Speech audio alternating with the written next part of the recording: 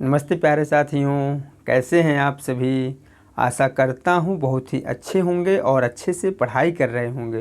दोस्तों, आज हम आप सबके समझ जूनियर सहायक अध्यापक शिक्षक भर्ती परीक्षा हेतु हिंदी भाषा से संबंधित प्रैक्टिस संख्या 25 लेके आए हैं। अभी तक हम लोगों ने इसके अंतर्गत 24 प्रैक्टिस सेट तक देखे हैं, जिसका वीडियो आप मेरे यूट्यूब चैनल के प्लेलिस्ट से प्राप्त कर देख सकते हैं। इसके अलावा इन सब का पीडीएफ जो है आप मेरे टेलीग्राम चैनल या फिर व्हाट्सएप ग्रुप से प्राप्त कर सकते हैं। चलिए देर न करते हुए शुरू करते हैं क्वेश्चन नंबर 1 से। यदि मेरा वीडियो आप सभी लोगों को अच्छा लगे तो लाइक करें और सब्सक्राइब करें।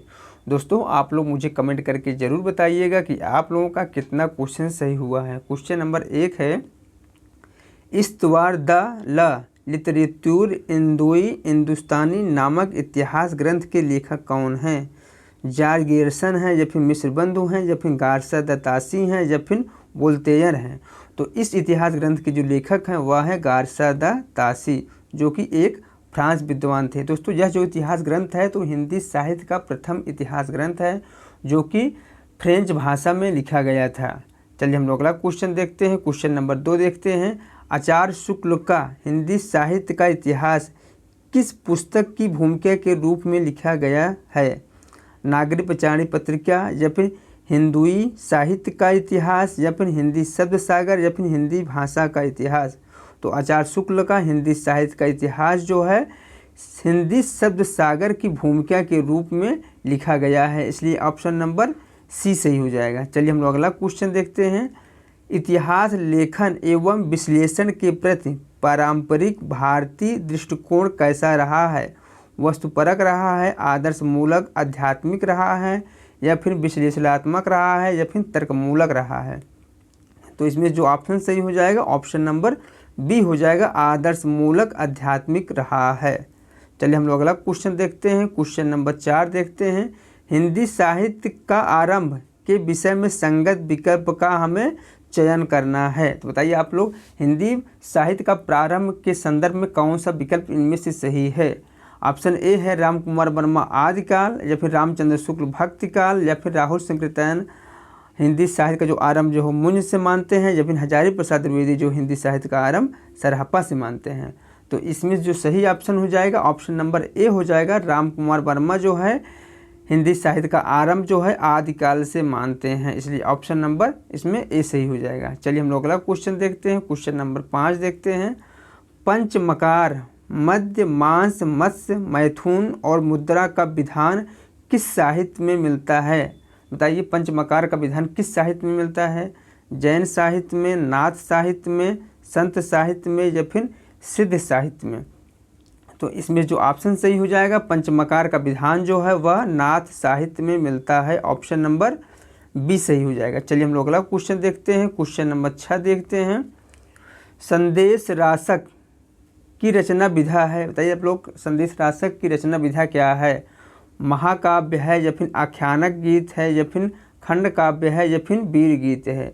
तो संदेश रासक की जो रचना विधा है वह है खंड काव्य, ऑप्शन नंबर सी सही हो जाएगा। चलिए हम लोग अगला क्वेश्चन देखते हैं। क्वेश्चन नंबर 7 देखते हैं, संगत अनुक्रम को बताना है। इनमें से कौन सा एक विकल्प जो है संगत अनुक्रम में सही है वह बताना है हमें। कुमार रासो दलपत विजय सही है या फिर विजयपाल रासो जयानक सही है या फिर पृथ्वीराज रासो जगनिक सही है या फिर परमाल रासो जो है चंद्रवर्दई सही है? इसमें जो सही ऑप्शन है ऑप्शन नंबर कौन सा? ऑप्शन नंबर ए है, कुमार रासो के जो रचनाकार हैं वह हैं दलपत विजय, जबकि परमाल रासो के जो रचनाकार है वह है जगनिक और पृथ्वीराज रासो के जो रचनाकार है वह है कौन? चंद्रवर्दई, जबकि विजयपाल रासो के जो रचनाकार हैं वह है नल सिंह। विजयपाल रासो के रचनाकार कौन है?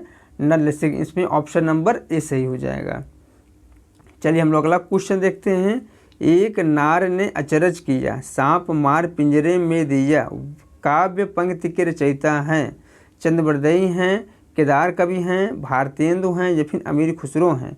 तो इस काव्य पंक्ति के जो रचयिता हैं वह हैं अमीर खुसरो, ऑप्शन नंबर डी सही हो जाएगा। चलिए हम लोग अगला क्वेश्चन देखते हैं, उक्त व्यक्ति प्रकरण नामक व्याकरण ग्रंथ के रचनाकार कौन है? बताइए आप लोग, उक्त व्यक्ति प्रकरण नामक ग्रंथ के रचनाकार कौन है? आप लोगों को पता ही होगा कि उक्त व्यक्ति प्रकरण के जो रचनाकार हैं वह हैं Damodar Sharma. Option number A सही हो जाएगा इसमें। चलिए हम लोग अगला क्वेश्चन देखते हैं। क्वेश्चन नंबर 10 देखते हैं। क्वेश्चन नंबर 10 क्या है? आदि पुराण, महापुराण तथा जसहर चरयू के रचनाकार कौन हैं? स्वयंभू हैं या फिर पुष्पदंत हैं या फिर सरहपा है या फिर मणिभद्रपा है? तो आदि पुराण, महापुराण और जसहर चरयू की जो रचनाकार हैं वह हैं कौन? बताइए आप लोग। इसमें जो ऑप्शन सही हो जाएगा ऑप्शन नंबर बी हो जाएगा, पुष्पदंत हैं। चलिए हम लोग अगला क्वेश्चन देखते हैं। नागरिक प्रचारणी सभा द्वारा प्रकाशित पृथ्वीराज रासों के बृहद संस्करण में कितने समय या खंड हैं? बताइए आप लोग। 68 समय है या फिर 63 समय है या फिर 69 समय है या फिर 57 समय है? तो इसमें जो ऑप्शन सही हो जाएगा ऑप्शन नंबर सी सही हो जाएगा, 69 समय है। जबकि पृथ्वीराज रासों में 68 प्रकार के छंदों का प्रयोग किया गया है। कितने? 68 प्रकार के छंदों का। चलिए हम लोग अगला क्वेश्चन देखते हैं। आदिकाल में बालनाथ किसे कहा गया है? बताइए आप लोग। आदिकाल में बालनाथ जो है किसे कहा है? जलंधर नाथ को कहा गया है, गोरखनाथ को कहा गया है, सरहपा को कहा गया है या फिर मत्स्येंद्र नाथ को कहा गया है? तो आदिकाल में बालनाथ जो है वह जलंधर नाथ को कहा गया है। ऑप्शन नंबर ए सही हो जाएगा। चलिए हम लोग अगला क्वेश्चन देखते हैं। क्वेश्चन नंबर 13 देखते हैं। ब्रजयानियों का प्रभाव क्षेत्र किस क्षेत्र में था? बताइए आप लोग। ब्रजयानियों का प्रभाव क्षेत्र जो है किस क्षेत्र में था? पूर्वी भारत में था, पश्चिमी भारत में था या फिर दक्षिणी भारत में था या फिर उत्तरी भारत में था? तो ब्रजयानियों का जो प्रभाव क्षेत्र था वह था पूर्वी भारत में। ऑप्शन नंबर ए सही हो जाएगा। चलिए हम लोग अगला क्वेश्चन देखते हैं। सगुण भक्ति का आदि स्रोत ग्रंथ कौन सा है? इनमें से कौन सा एक ग्रंथ जो है सगुण भक्ति का आदि स्रोत ग्रंथ है? रामायण है या फिर श्रीमद् भागवत पुराण है या फिर कठोपनिषद है या फिर छंदोग उपनिषद है? तो इसमें जो ऑप्शन सही हो जाएगा ऑप्शन नंबर बी हो जाएगा, श्रीमद् भागवत पुराण जो है सगुण भक्ति का आदि स्रोत ग्रंथ है। चलिए हम लोग अगला क्वेश्चन देखते हैं। क्वेश्चन नंबर 15 देखते हैं। शिव किस भाषा का शब्द है? कन्नड़ है, तमिल है, मलयालम है या फिर मराठी है? तो शिव जो शब्द है वह तमिल भाषा का शब्द है। ऑप्शन नंबर बी सही हो जाएगा। कौन सा? ऑप्शन नंबर बी सही हो जाएगा। चलिए हम लोग अगला क्वेश्चन देखते हैं। कबीर को भाषा का डिक्टेटर की संज्ञा किस साहित्यकार ने दी है? हजारी प्रसाद द्विवेदी ने, रामचंद्र शुक्ल ने या फिर विजय देव नारायण शाही ने या फिर नामवर सिंह ने? तो कबीर दास को भाषा का डिक्टेटर की संज्ञा जो है हजारी प्रसाद द्विवेदी जी ने दिया हुआ है। ऑप्शन नंबर ए सही हो जाएगा। चलिए हम लोग अगला क्वेश्चन देखते हैं। क्वेश्चन नंबर 17 देखते हैं। आरती कीजिए हनुमान लला की, दुष्ट दलन रघुनाथ कला की पंक्ति जो है किसकी है? रामानुजाचार्य की है, गुलशन कुमार की है, रामानंद की है या फिर तुलसीदास की है? तो उपयुक्त जो पंक्ति है आरती कीजिए हनुमान लला की वह है रामानंद की। ऑप्शन नंबर सी सही हो जाएगा। दोस्तों यह पंक्ति कई बार परीक्षाओं में पूछा गया है, आप लोग इसको ध्यान दीजिएगा। यह जो काव्य पंक्ति है वह है रामानंद का। चलिए हम लोग अगला क्वेश्चन देखते हैं। क्वेश्चन नंबर 18 देखते हैं। मृगावती में किसकी प्रशंसा की गई है? शेर शाह सूरी की या फिर हुसैन शाह का या फिर सिकंदर शाह का या फिर जहांगीर का? तो मृगावती में जो है हुसैन शाह का प्रशंसा किया गया है, इसलिए ऑप्शन नंबर बी सही हो जाएगा इसमें। चलिए हम लोग अगला क्वेश्चन देखते हैं। चित्रावली रचना है, बताइए चित्रावली किसकी रचना है? मंझन की है या फिर नूर मोहम्मद की है या फिर उस्मान की है या फिर शेख नबी की है? तो चित्रावली जो रचना है वह है उस्मान कवि का। ऑप्शन नंबर सी सही हो जाएगा। चलिए हम लोग अगला क्वेश्चन देखते हैं। मोहिका हसीस की कोहरई पंक्ति किस कवि की है? मलिक मोहम्मद जायसी की है, तुलसीदास की है, उस्मान की है या फिर कुतुबन की है? तो दोस्तों जो उपयुक्त पंक्ति है दोस्तों यह बहुत बार परीक्षाओं में पूछा जाता है, आप लोग इस पंक्ति को याद रखिएगा। यह जो पंक्ति है वह है मलिक मोहम्मद जायसी की। ऑप्शन नंबर सी सही हो जाएगा, ए सही हो जाएगा। चलिए हम लोग अगला क्वेश्चन देखते हैं। क्वेश्चन नंबर 21 देखते हैं। मलूक दास का जन्म स्थान कहाँ है? बताइए इनमें से कौन सा स्थान जो है मलूक दास का जन्म है? दोस्तों मलूक दास का जन्म जो कड़म हुआ था या फिर पटना में हुआ था या फिर मेरठ में हुआ था या फिर दौसा में हुआ था? तो तो दोस्तों आप लोग पता ही होगा मलूक दास का जो जन्म स्थान है वह है कड़ा, ऑप्शन नंबर ए सही हो जाएगा, जो कि इलाहाबाद में स्थित है। चलिए हम लोग अगला क्वेश्चन देखते हैं, क्वेश्चन नंबर 22 देखते हैं। दोहा चौपाई शैली में रचित कृष्णचरित संबंधित प्रबंध जो रचना है वह कौन सा है? ब्रजविलास है, सूरसागर है, साहित्य लहरी है या फिर रसमंजरी है? तो दोहा चौपाई शैली में कृष्णचरित संबंधित जो प्रबंध रचना है वह है ब्रजविलास, ऑप्शन नंबर ए सही हो जाएगा। चलिए हम लोग अगला क्वेश्चन देखते हैं। सूरसागर का सर्वाधिक मर्मस्पर्शी अंश है? भ्रमर गीत है, रासलीला है, माखन चोरी है या फिर मथुरागमन है? तो सूरसागर का जो सर्वाधिक मर्मस्पर्शी अंश जो है वह है भ्रमर गीत, ऑप्शन नंबर ए सही हो जाएगा। चलिए हम लोग अगला क्वेश्चन देखते हैं। राधा वल्लभ संप्रदाय का प्रचार प्रसार करने वाले आचार्य हैं? हरिदास हैं, नियमानंद हैं या फिर चैतन्य महाप्रभु हैं या फिर हित हरिवंश है? तो इसमें जो ऑप्शन सही हो जाएगा ऑप्शन नंबर डी हो जाएगा, हित हरिवंश है। चलिए हम लोग अगला क्वेश्चन देखते हैं, क्वेश्चन नंबर 25 देखते हैं। असंगत बताइए, इनमें से कौन सा एक विकल्प जो है असंगत है उसे हमें बताना है। तो भक्तमाल की रचना क्या नाभादास होंगे या फिर रसबोध के रचनाकार कबीर हैं या फिर आस दीवार के जो रचनाकार नानक है या फिर रास पंचाध्यायी के जो रचनाकार हैं वह नंददास हैं? तो इसमें से ऑप्शन नंबर ए बिल्कुल सही है, भक्तमाल के रचनाकार जो है नाभादास है, जबकि आशा दीवार के जो रचनाकार वह नानक, ये भी सही है, और रास पंचाध्यायी की जो रचनाकार है वह नंददास। इसमें जो पूछा है असंगत, इसलिए ऑप्शन नंबर बी सही हो जाएगा। रसबोध के रचनाकार कबीर दास नहीं है, इसलिए ऑप्शन नंबर बी सही हो जाएगा। चलिए हम लोग अगला क्वेश्चन देखते हैं, क्वेश्चन नंबर 26 देखते हैं। रीत काल को कलाकाल किसने कहा है? बताइए आप लोग, रीत काल को कलाकाल किसने कहा है? डॉक्टर नगेंद्र ने या फिर राम कुमार वर्मा ने या फिर रमाशंकर शुक्ल रसाल ने या फिर आचार्य शुक्ल ने? तो रीत काल को कलाकाल किसने कहा है? तो इसमें जो ऑप्शन सही हो जाएगा ऑप्शन नंबर सी हो जाएगा, रमाशंकर शुक्ल रसाल ने रीत काल को कलाकाल कहा है। चलिए हम लोग अगला क्वेश्चन देखते हैं। रीत काल के पतन का क्या कारण था? इनमें से कौन सा ए विकल्प सही है जो रीत काल के पतन का कारण था? जीवन निरपेक्षता है या फिर चमत्कार प्रियता है या फिर रसिक दरबारी जीवन है या फिर उपयुक्त सभी है? तो इसमें जो ऑप्शन सही हो जाएगा ऑप्शन नंबर डी हो जाएगा, उपयुक्त सभी कथन जो है वह रीत काल के पतन का कारण था। चलिए हम लोग अगला क्वेश्चन देखते हैं। आचार्य शुक्ल ने उक्त वैचित्र और शब्द क्रीड़ा का प्रेमी किस कवि को कहा है? केशवदास को, घनानंद को, चिंतामणि को या फिर बिहारी को? तो इसमें जो ऑप्शन सही हो जाएगा आचार्य शुक्ल ने उक्त वैचित्र और शब्द क्रीड़ा का प्रेमी जो है केशवदास को कहा है, ऑप्शन नंबर ए सही हो जाएगा। चलिए हम लोग अगला क्वेश्चन देखते हैं, क्वेश्चन नंबर 29 देखते हैं।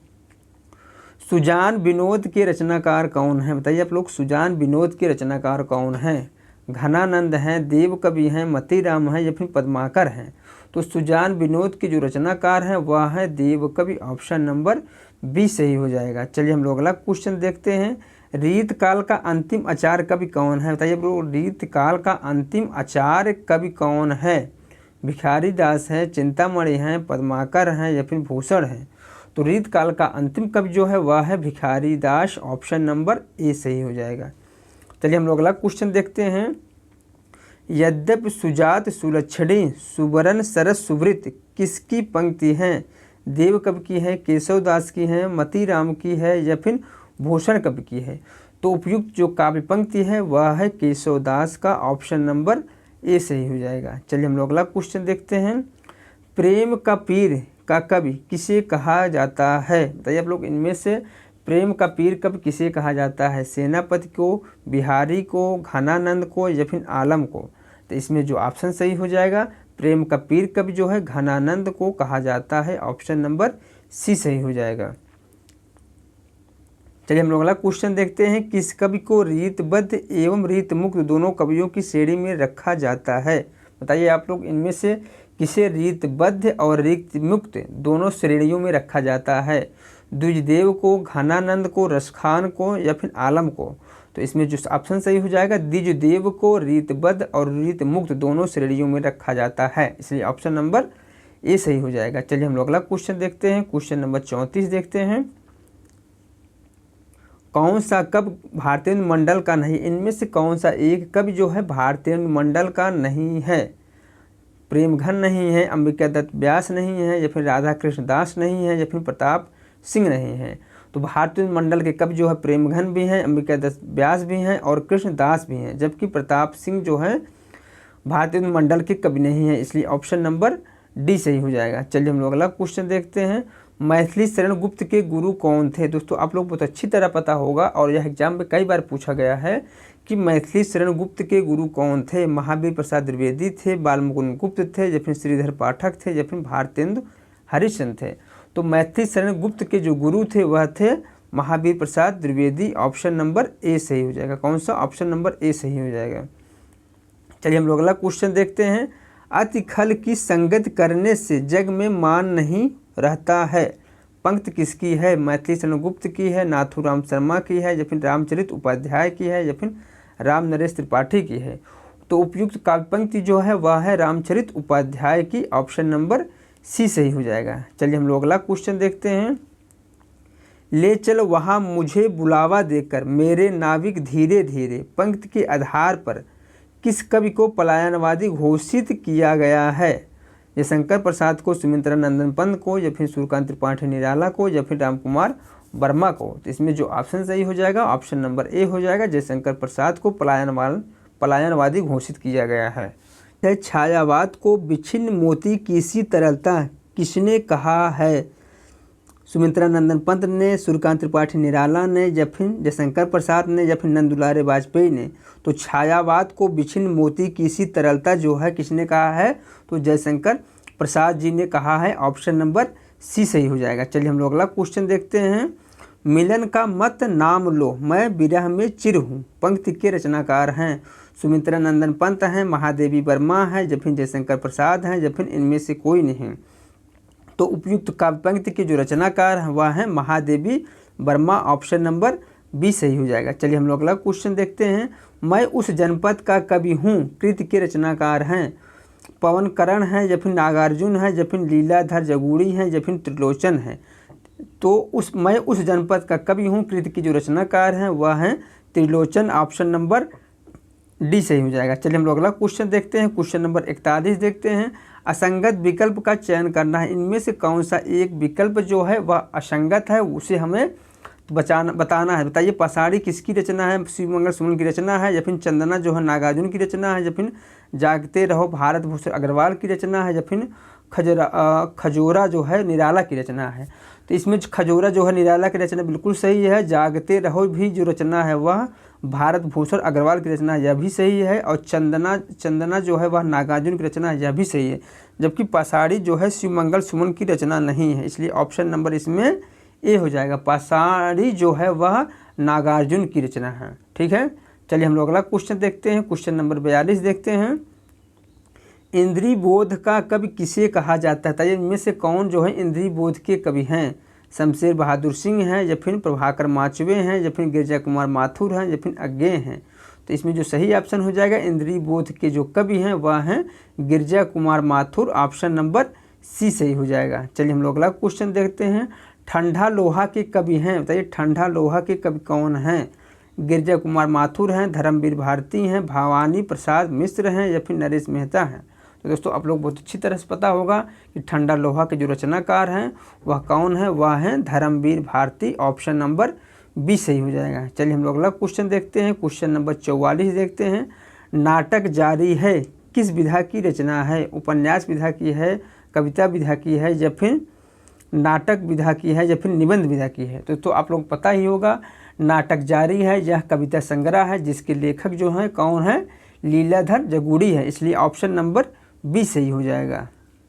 चलिए हम लोग अगला क्वेश्चन देखते हैं। क्वेश्चन नंबर 45 देखते हैं। लकड़बग्घा हंस रहा है कवि के लेखक हैं?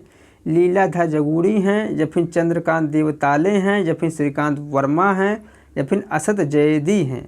तो लकड़बग्घा हंस रहा है कि जो रचनाकार हैं वह हैं Chandrakant Devtale. Option number B सही हो जाएगा। कौन सा? ऑप्शन नंबर बी सही हो जाएगा। चलिए हम लोग अगला क्वेश्चन देखते हैं। क्वेश्चन नंबर 46 देखते हैं।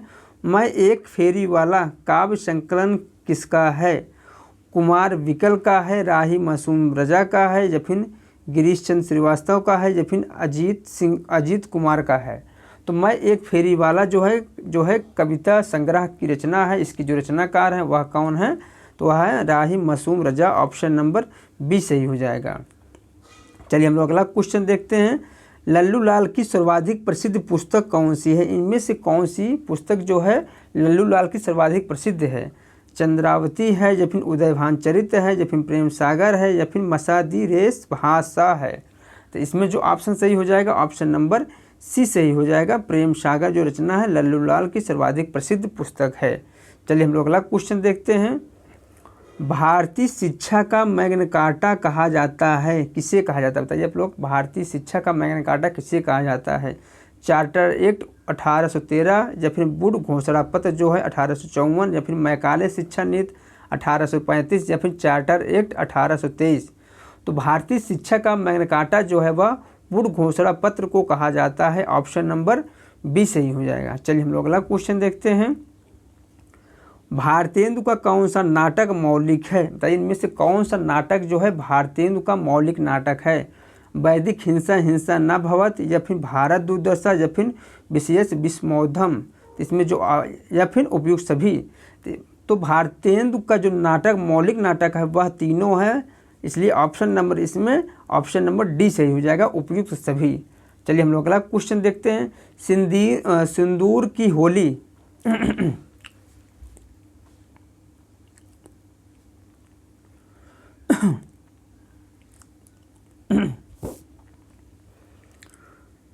क्वेश्चन नंबर 49 है। भारतेंदु का कौन सा नाटक मौलिक है? इनमें से भारतेंदु का नाटक कौन सा मौलिक है? वैदिक हिंसा हिंसा न भवत या फिर भारत दुर्दशा या फिर विशेष विस्मोधम? तो इसमें जो या फिर उपयुक्त सभी? तो भारतेंदु युग का जो नाटक मौलिक नाटक है वह उपयुक्त तीनों हो जाएगा, इसलिए इसमें ऑप्शन नंबर डी सही हो जाएगा, उपयुक्त सभी। चलिए हम लोग अगला क्वेश्चन देखते हैं। क्वेश्चन नंबर 50 देखते हैं। सिंदूर की होली नाटक किसने लिखा है? हरकृष्ण प्रेमी ने लिखा है या फिर लक्ष्मी नारायण लाल ने लिखा है या फिर लक्ष्मी नारायण मिश्र ने लिखा है या फिर जयशंकर प्रसाद ने लिखा है? तो सिंदूर की होली नाटक के जो रचनाकार है वह कौन है? तो वह है Lakshmi Narayan Mishra. Option number C सही हो जाएगा। चलिए हम लोग अगला क्वेश्चन देखते हैं। सर्वेश्वर दयाल सक्सेना के नाटक है, इनमें से कौन सा नाटक जो है सर्वेश्वर दयाल सक्सेना का है? बकरी है, कल भात आएगा या फिर गरीबी हटाओ या फिर उपयुक्त सभी? तो उपयुक्त सभी रचनाएं जो हैं किसका है? सर्वेश्वर दयाल सक्सेना का नाटक है, इसलिए ऑप्शन नंबर डी सही हो जाएगा। चलिए हम लोग अगला क्वेश्चन देखते हैं। राम कुमार वर्मा का प्रथम एकांकी संग्रह कौन सा है? बताइए आप लोग, राम कुमार वर्मा का प्रथम एकांकी संग्रह कौन सा है? पृथ्वीराज की आंखें हैं, अभिनव एकांकी हैं या फिर 10 मिनट है या फिर 5 जन्य हैं? तो राम कुमार वर्मा का प्रथम एकांकी जो संग्रह है वह है पृथ्वीराज की आंखें। ऑप्शन नंबर ए सही हो जाएगा। चलिए हम लोग अगला क्वेश्चन देखते हैं। ताजमहल के आंसू एकांकी किसका है? लक्ष्मी नारायण लाल का है, विष्णु प्रभाकर का है, भुवनेश्वर का है या फिर धर्मवीर भारती का है? तो ताजमहल के आंसू एकांकी जो है वह किसका है? तो यह है लक्ष्मी नारायण लाल का। ऑप्शन नंबर ए सही हो जाएगा। चलिए हम लोग अगला क्वेश्चन देखते हैं। मुक्तिबोध उपन्यास किसने लिखा है? बताइए आप लोग, मुक्तिबोध जो उपन्यास है यह किसने लिखा है? श्रीनाथ सिंह ने या फिर उपेंद्र नाथ अस्क ने या फिर भगवती चरण वर्मा ने या फिर जैनेन्द्र कुमार ने? तो मुक्तिबोध जो उपन्यास है वो किसने लिखा है? तो वह लिखे हैं Jainendra Kumar. Option number D सही हो जाएगा। चलिए हम लोग अगला क्वेश्चन देखते हैं। अर्धनारीश्वर उपन्यास के लेखक कौन हैं? प्रभाकर माचवे हैं, विष्णु प्रभाकर हैं, शरद चंद्र हैं या फिर रामधारी सिंह दिनकर हैं? तो अर्धनारीश्वर जो उपन्यास है इसके लेखक जो हैं वह हैं Vishnu Prabhakar. Option number B सही हो जाएगा। चलिए हम लोग अगला क्वेश्चन देखते हैं। अब्दुल बिस्मिल्लाह कृत झीनी झीनी बीनी चदरिया में किसका चित्रण है? बताइए आप लोग, अब्दुल्ला बिस्मिल्लाह कृत झीनी झीनी बीनी चदरिया में किसका चित्रण है?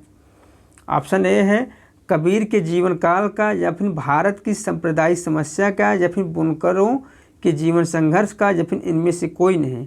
तो इसमें जो ऑप्शन सही हो जाएगा ऑप्शन नंबर सी हो जाएगा, बुनकरों के जीवन संघर्ष का चित्रण किया गया है। चलिए हम लोग अगला क्वेश्चन देखते हैं। क्वेश्चन नंबर 57 देखते हैं। उसने कहा था कहानी का मुख्य पात्र कौन है? खालसा सिंह है या फिर करतार सिंह है या फिर लहना सिंह है या फिर परमिंदर सिंह है? तो तो उसने कहा था कहानी का मुख्य पात्र जो है वह है लहना सिंह। ऑप्शन नंबर सी सही हो जाएगा। चलिए हम लोग दोस्तों, आप लोग मुझे कमेंट करके बताइएगा कि उसने कहा कहानी के रचनाकार कौन है। ठीक है, चलिए हम लोग अगला क्वेश्चन देखते हैं। हत्या नामक कहानी के लेखक कौन? बताइए आप लोग, हत्या नामक कहानी के लेखक कौन हैं? अज्ञेय हैं, प्रेमचंद हैं, मुक्तिबोध हैं या फिर जैनेन्द्र कुमार हैं? तो आप लोग पता ही होगा, हत्या नामक कहानी की जो लेखक हैं वह हैं Jainendra Kumar. Option number D सही हो जाएगा। चलिए हम लोग अगला क्वेश्चन देखते हैं। सदाचार की ताबीज निबंध के लेखक कौन हैं? विद्यानिवास मिश्र हैं, मोहन राकेश हैं या फिर कमलेश्वर हैं या फिर हरिशंकर परसाई हैं? तो आप लोग पता ही होगा कि सदाचार की ताबीज निबंध के लेखक जो हैं वह हैं Harishankar Parsai. Option number D सही हो जाएगा। चलिए हम लोग अगला क्वेश्चन देखते हैं। महावीर प्रसाद का निबंध है, इनमें से कौन सा निबंध जो है महावीर प्रसाद का है? कालिदास और उनकी कविता या फिर महाकवि माघ का प्रभात वर्णन या फिर कवियों की उर्मिला विषयक उदासीनता या फिर उपयुक्त सभी? तो इसमें जो ऑप्शन सही हो जाएगा ऑप्शन नंबर डी हो जाएगा। उपयुक्त सभी रचनाएं जो हैं महावीर प्रसाद द्विवेदी का निबंध है। चलिए हम लोग अगला क्वेश्चन देखते हैं। विजयेंद्र स्नातक के निबंध है, इनमें से कौन सा निबंध जो है विजयेंद्र स्नातक का है? चिंतन के क्षण या फिर विचार के क्षण या फिर विमर्श के क्षण या फिर उपयुक्त सभी? इसमें जो ऑप्शन सही हो जाएगा उपयुक्त सभी रचनाएं जो हैं, तीनों जो रचनाएं हैं विजयेंद्र स्नातक के निबंध हैं, इसलिए ऑप्शन नंबर डी सही हो जाएगा। चलिए हम लोग अगला क्वेश्चन देखते हैं। हिंदी कोविद रत्नमाला के लेखक कौन हैं? बताइए आप लोग, हिंदी कोविद रत्नमाला के लेखक कौन है? महावीर प्रसाद द्विवेदी हैं, श्याम सुंदर दास हैं या फिर रामचंद्र शुक्ल हैं या फिर भारतेंदु हरिश्चंद्र हैं? तो दोस्तों आप लोग पता ही होगा कि हिंदी कोविद रत्नमाला के लेखक जो हैं वह हैं श्याम सुंदर दास। ऑप्शन नंबर बी सही। क्वेश्चन नंबर 63 है। इंद्रनाथ मदान की पुस्तक है, इनमें से कौन सी एक रचना जो है इंद्रनाथ मदान की है? ऑप्शन ए है प्रेमचंद, एक विवेचन या फिर कमायनी, मूल्यांकन और मूल्यांकन या फिर उपयुक्त दोनों या फिर कोई नहीं? तो इसमें जो ऑप्शन सही हो जाएगा ऑप्शन नंबर सी सही हो जाएगा। प्रेमचंद एक विवेचन, कमायनी, मूल्यांकन और मूल्यांकन जो है इंद्रनाथ मदान की पुस्तक है, इसलिए ऑप्शन नंबर सी सही हो जाएगा। चलिए हम लोग अगला क्वेश्चन देखते हैं। हिंदी में संस्मरण की जन्मदाती पत्रिका है? सरस्वती है, कल्पना है, मर्यादा है या फिर कविवचन सुधा है? तो इसमें जो ऑप्शन सही हो जाएगा ऑप्शन नंबर ए हो जाएगा, सरस्वती पत्रिका है। चलिए हम लोग अगला क्वेश्चन देखते हैं। चीड़ों पर चांदनी के लेखक कौन होता है? आप लोग, चीड़ों पर चांदनी के लेखक कौन है? निर्मल वर्मा है, कृष्णा सोबती हैं या फिर रामदरस मिश्र हैं या फिर हंसराज रहबर हैं? तो चीड़ों पर चांदनी के जो लेखक हैं वह हैं Nirmal Verma. Option number A सही हो जाएगा। चलिए हम लोग अगला क्वेश्चन देखते हैं। एक साहित्यिक की डायरी, बताइए आप लोग, एक साहित्यिक की डायरी किसकी रचना है? अज्ञेय की है, प्रभाकर माचवे की है या फिर निराला की है या फिर मुक्तिबोध की है? तो इसमें जो ऑप्शन सही हो जाएगा ऑप्शन नंबर डी हो जाएगा, मुक्तिबोध है। एक साहित्यिक की डायरी की रचना जो है वह है मुक्तिबोध की। ऑप्शन नंबर डी सही हो जाएगा। चलिए हम लोग अगला क्वेश्चन देखते हैं। क्वेश्चन नंबर 67 देखते हैं। ओम प्रकाश वाल्मीकि की प्रथम कहानी है, बताइए आप लोग, ओम प्रकाश वाल्मीकि की प्रथम कहानी कौन सी है? जूठन है या फिर घुसपैठिए हैं या फिर अंधेरे बस्ती हैं या फिर आवाज़ें हैं? तो ओम प्रकाश वाल्मीकि की जो प्रथम कहानी है वह कौन सी है? वह है अंधेरे बस्ती। ऑप्शन नंबर सी सही हो जाएगा। चलिए हम लोग अगला क्वेश्चन देखते हैं। मतवाला साप्ताहिक पत्रिका का प्रकाशन भूमि थी, बताइए आप लोग, मतवाला जो साप्ताहिक पत्रिका था वह कहाँ से निकलता था? कलकत्ता से, गोरखपुर से या फिर बनारस से या फिर जयपुर से? तो इसमें जो ऑप्शन सही हो जाएगा, मतवाला जो साप्ताहिक पत्रिका था वह कलकत्ता से निकलता था। ऑप्शन नंबर ए हो जाएगा। चलिए हम लोग अगला क्वेश्चन देखते हैं। धूमिल को किस काव्यकृत पर साहित्य अकादमी पुरस्कार मिला था? कल सुनना मुझे या फिर संसद से सड़क तक या फिर सुदामा पांडे का प्रजातंत्र या फिर किसी पर नहीं? तो धूमिल का जो काव्यकृत जिस पर साहित्य अकादमी पुरस्कार मिला था वह था कौन सा? ऑप्शन नंबर ए, कल सुनना मुझे। ऑप्शन नंबर ए सही हो जाएगा। चलिए अगला क्वेश्चन देखते हैं। मगही किस उपभाषा की बोली है? राजस्थानी हिंदी या फिर पश्चिमी हिंदी या फिर पूर्वी हिंदी या फिर बिहारी हिंदी? तो मगही जो है वह बिहारी हिंदी उपभाषा की बोली है, इसलिए ऑप्शन नंबर डी सही हो जाएगा। चलिए हम लोग अगला क्वेश्चन देखते हैं। हिंदी का एक रूप क्या नहीं है, इनमें से कौन सा हिंदी का एक रूप नहीं है? कोंकणी नहीं है, रेख्ता नहीं है, हिंदुस्तानी नहीं है या फिर उर्दू नहीं है। तो इसमें जो ऑप्शन सही हो जाएगा ऑप्शन नंबर ए हो जाएगा, कोंकणी। ऑप्शन नंबर ए हो जाएगा। चलिए हम लोग अगला क्वेश्चन देखते हैं। विसर्ग का प्रयोग किन शब्दों में होता है?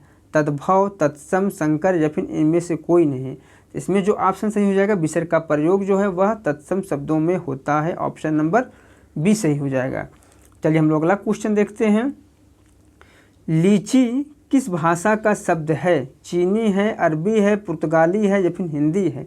तो लीची जो है भाषा, जिस भाषा का शब्द है वह है चीनी। ऑप्शन नंबर ए हो जाएगा। चलिए हम लोग अगला क्वेश्चन देखते हैं। निम्न में तद्भव शब्द है, इनमें से कौन सा एक तद्भव शब्द है? वीर है, करुणा है, भाग्य है या फिर घड़ा है? तो इसमें जो ऑप्शन सही हो जाएगा ऑप्शन नंबर डी हो जाएगा, घड़ा जो है वह तद्भव शब्द है। चलिए हम लोग अगला क्वेश्चन देखते हैं। अस्य का पर्यायवाची है, बताइए आप लोग अस्य का पर्यायवाची कौन सा है? वीर है, कोदंड है या फिर घट है या फिर तलवार है? तो अस्य का जो पर्यायवाची शब्द है वह है तलवार। ऑप्शन नंबर डी सही हो जाएगा। चलिए हम लोग अगला क्वेश्चन देखते हैं। ऐहिक का समानार्थी शब्द है, बताइए आप लोग ऐहिक का समानार्थी शब्द कौन सा होगा?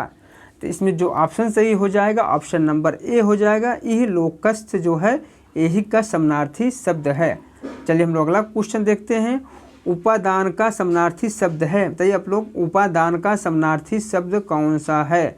आराधना है या फिर तकिया है या फिर सहारा है या फिर सुलभ है? तो उपादान का समानार्थी शब्द जो है वह है आराधना। ऑप्शन नंबर ए सही हो जाएगा। चलिए हम लोग अगला क्वेश्चन देखते हैं। मधुमालती के रचनाकार कौन है? मंझन है, कुतुबन है, जायसी है या फिर मुल्ला दाऊद हैं? तो मधुमालती की जो रचनाकार है वह है मंझन कवि। ऑप्शन नंबर ए हो जाएगा। क्वेश्चन नंबर 79 है। धावक का सही संधि विच्छेद है, बताइए आप लोग इनमें से कौन सा एक धावक का सही संधि विच्छेद है? तो इसमें जो ऑप्शन सही हो जाएगा ऑप्शन नंबर सी हो जाएगा, धौ प्लस अक जो है धावक का सही संधि विच्छेद है। चलिए हम लोग अगला क्वेश्चन देखते हैं। क्वेश्चन नंबर 80 देखते हैं। निम्नलिखित में से अशुद्ध वर्तनी वाला शब्द है, बताइए आप लोग इनमें से कौन सा एक अशुद्ध वर्तनी वाला शब्द है? उल्लंघन है, मनोरथ है, उज्ज्वल है या फिर वत्सल है? तो अशुद्ध वर्तनी वाला जो शब्द है वह है उज्ज्वल। ऑप्शन नंबर सी सही हो जाएगा।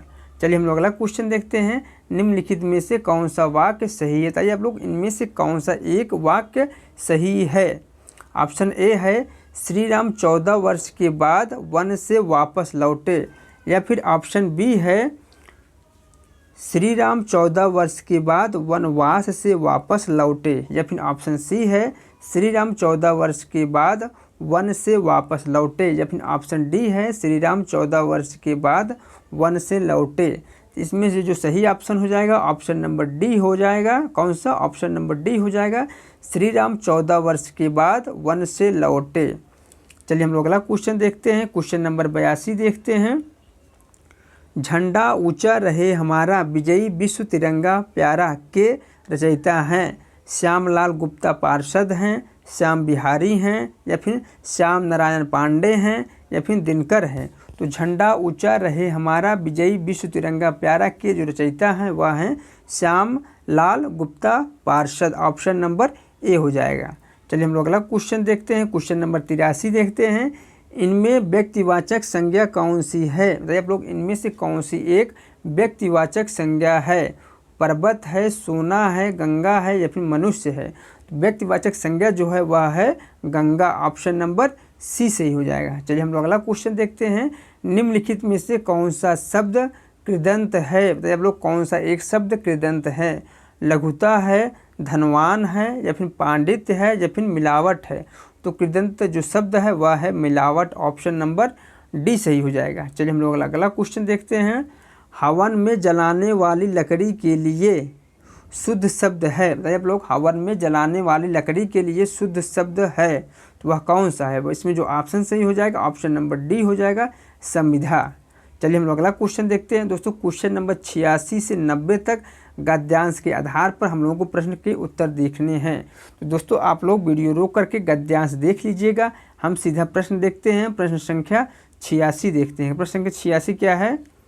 जन गण मन राष्ट्रगान के रचयिता हैं? रविन्द्रनाथ टैगोर हैं, या फिर बंकिम बाबू हैं, या फिर हरिवंश राय बच्चन हैं, या फिर सरोजिनी नायडू हैं? तो जन गण मन राष्ट्रगान के जो रचनाकार हैं वह हैं Rabindranath Tagore. Option number A सही हो जाएगा। चलिए हम लोग अगला क्वेश्चन देखते हैं। क्वेश्चन नंबर 87 देखते हैं। नाइटहुड की उपाधि रविन्द्रनाथ ने क्यों लौटाई? ऑप्शन ए है उन्हें वह उपाधि नहीं पसंद थी, या फिर ऑप्शन बी है जलियांवाला बाग हत्याकांड के विरोध में लौटाई थी, या फिर ऑप्शन सी है बंग भंग के आंदोलन के विरोध में लौटाई थी, या फिर ब्रिटिश शासन ने उनसे ले ली थी। तो नाइटहुड की उपाधि जो है रविन्द्रनाथ टैगोर ने जलियांवाला बाग हत्याकांड के विरोध में लौटाई थी। ऑप्शन नंबर बी सही हो जाएगा। चलिए हम लोग अगला क्वेश्चन देखते हैं। रविन्द्रनाथ की कौन सी रचना को नोबेल पुरस्कार प्राप्त हुआ है? तो आप सभी लोग जानते हैं इनकी जो रचना गीतांजलि है, इस पर इन्हें नोबेल पुरस्कार प्राप्त हुआ था। ठीक है, चलिए हम लोग अगला क्वेश्चन देखते हैं। रविन्द्रनाथ टैगोर का जन्म कब और कहाँ हुआ था? तो दोस्तों आप लोग पता ही होगा कि रविन्द्रनाथ टैगोर का जन्म जो है कलकत्ता में 1861 ईस्वी में हुआ था। ठीक है, 17 मई 1861 ईस्वी में हुआ था, इसलिए ऑप्शन नंबर इसमें ए हो जाएगा। चलिए हम लोग अगला क्वेश्चन देखते हैं। क्वेश्चन नंबर 90 देखते हैं। उनके पिता कौन से समाज के नेता थे? बताइए दोस्तों आप लोग, रविन्द्रनाथ टैगोर के जो पिता थे किस समाज के नेता थे? ब्रह्म समाज के, या फिर आर्य समाज के, या फिर सत्यबोधक समाज के, या फिर रामकृष्ण मिशन समाज के नेता थे? तो दोस्तों इसमें जो ऑप्शन सही हो जाएगा ऑप्शन नंबर ए हो जाएगा, ब्रह्म समाज के नेता थे, इसलिए ऑप्शन नंबर ए हो जाएगा। चलिए हम लोग अगला क्वेश्चन देखते हैं। क्वेश्चन नंबर 91 देखते हैं। उच्च प्राथमिक स्तर पर पाठ्य पुस्तकों को न केवल विषय वस्तुओं के लिए स्थान उपलब्ध करवाना चाहिए, बल्कि ऑप्शन ए है मानक भाषा के प्रयोग पर अत्यंत बल देना चाहिए, या फिर ऑप्शन बी मानक हिंदी के लिए स्थान उपलब्ध करवाना चाहिए, या फिर ऑप्शन सी विविध भाषाओं के लिए भी स्थान उपलब्ध करवाना चाहिए, या फिर ऑप्शन डी व्याकरण पर भी अत्यंत बल देना चाहिए। इसमें जो ऑप्शन सही हो जाएगा ऑप्शन नंबर सी हो जाएगा, विविध भाषाओं के लिए भी स्थान उपलब्ध करवाना चाहिए। चलिए हम लोग अगला क्वेश्चन देखते हैं। क्वेश्चन नंबर 92 देखते हैं। व्याकरण शिक्षा के संदर्भ में आपका बल किस बिंदु पर होगा? व्याकरण के व्यवहारिक पक्ष पर, या फिर व्याकरण के नियमों के सैद्धांतिक विवेचन पर, या फिर व्याकरणिक कोटियों की पहचान पर, या फिर व्याकरण नियमों को कंठस्थ कराने पर? इसमें जो ऑप्शन सही हो जाएगा ऑप्शन नंबर ए हो जाएगा, व्याकरण के व्यवहारिक पक्ष पर। चलिए हम लोग अगला क्वेश्चन देखते हैं। क्वेश्चन नंबर 93 देखते हैं। व्याकरण की समझ को संदर्भ परक प्रश्नों के माध्यम से आंकना आंशिक रूप से उचित है, पूर्णता उचित है, या फिर पूर्णता असंभव है, या फिर बिल्कुल अनुचित है? तो इसमें जो ऑप्शन सही हो जाएगा ऑप्शन नंबर बी हो जाएगा, पूर्णता उचित है। चलिए हम लोग अगला क्वेश्चन देखते हैं। क्वेश्चन नंबर 94 देखते हैं। उच्च प्राथमिक स्तर पर बच्चों की मौखिक अभिव्यक्ति का सतत आकलन करने के लिए सर्वाधिक उचित तरीका है? प्रश्न पूछना, प्रतिक्रिया व्यक्त करना, या फिर परिचर्चा करना, या फिर उपयुक्त सभी? इसमें जो ऑप्शन सही हो जाएगा ऑप्शन नंबर डी हो जाएगा, उपयुक्त सभी। चलिए हम लोग अगला क्वेश्चन देखते हैं। क्वेश्चन नंबर 95 देखते हैं। उच्च प्राथमिक स्तर पर हिंदी भाषा की समावेशी कक्षा का स्वरूप निर्धारित करने में सर्वाधिक महत्वपूर्ण है? शिक्षण प्रक्रिया, अभ्यासकार, आकलन, या फिर पाठ्यपुस्तक? इसमें जो ऑप्शन सही हो जाएगा ऑप्शन नंबर ए हो जाएगा, शिक्षण प्रक्रिया। चलिए हम लोग अगला क्वेश्चन देखते हैं। प्रजा हितैषी 1855 में प्रकाशित पत्रिका के संपादक कौन हैं? राजा लक्ष्मण सिंह हैं, राजा राम मोहन राय हैं, या फिर श्याम सुंदर सेन हैं, या फिर बालकृष्ण भट्ट हैं? तो इसमें जो ऑप्शन सही हो जाएगा ऑप्शन नंबर ए हो जाएगा, राजा लक्ष्मण सिंह। चलिए हम लोग अगला क्वेश्चन देखते हैं। हिंदी की प्रथम लेखिका कौन है? बताइए आप लोग, हिंदी की प्रथम कहानी लेखिका। ठीक है दोस्तों, हिंदी की प्रथम कहानी लेखिका कौन है? बीसर देवरासो हैं, या फिर बंग महिला है, या फिर इंदुमती हैं, या फिर एक घूंट है? तो हिंदी की प्रथम कहानी लेखिका जो है वह है बंग महिला, ऑप्शन नंबर बी सही हो जाएगा। चलिए हम लोग अगला क्वेश्चन देखते हैं। संस्कृत के 4 अध्याय रचना पर 1859 ईस्वी में किसे साहित्य अकादमी पुरस्कार मिला? तो आप लोग पता ही होगा संस्कृत के 4 अध्याय किसकी रचना है, तो वह है रामधारी सिंह दिनकर को की है। इसलिए इन्हें 1959 ईस्वी में साहित्य अकादमी पुरस्कार मिला हुआ था। ऑप्शन नंबर इसमें सी। नंबर 99 है, सिद्ध कवि सरापा जो हिंदी के सर्वप्रथम कवि माने जाते हैं द्वारा दोहा कोश की रचना का समय है 1958 ईसा पूर्व या फिर 1872 ईस्वी या फिर 1950 ईस्वी या फिर 769 ईस्वी। तो दोहा कोश की जो रचना का जो समय है वह है 769 ईस्वी। ऑप्शन नंबर सी सही हो जाएगा। चलिए दोस्तों, हम लोग अगला क्वेश्चन देखते हैं, क्वेश्चन नंबर 100 देखते हैं और इस प्रैक्टिस सेट का लास्ट क्वेश्चन देखते हैं। आवा उपन्यास पर 2003 में किस साहित्यकार को व्यास सम्मान से सम्मानित किया गया था? चित्रा मुदगल को, केदारनाथ सिंह को, गिरिजा कुमार माथुर को या फिर कुंवर नारायण को? तो आवा उपन्यास पर 2003 में चित्रा मुदगल को व्यास सम्मान से सम्मानित किया गया था, इसलिए इसमें ऑप्शन जो सही हो जाएगा ऑप्शन नंबर ए हो जाएगा। ठीक दोस्तों, यह वीडियो मेरा यहीं समाप्त हो रहा है। यदि आप लोगों को मेरा वीडियो अच्छा लगा हो तो लाइक करें और सब्सक्राइब करें। दोस्तों, आप लोग मुझे कमेंट करके ज़रूर बताइएगा कि आप लोगों का कितना क्वेश्चन सही हुआ है।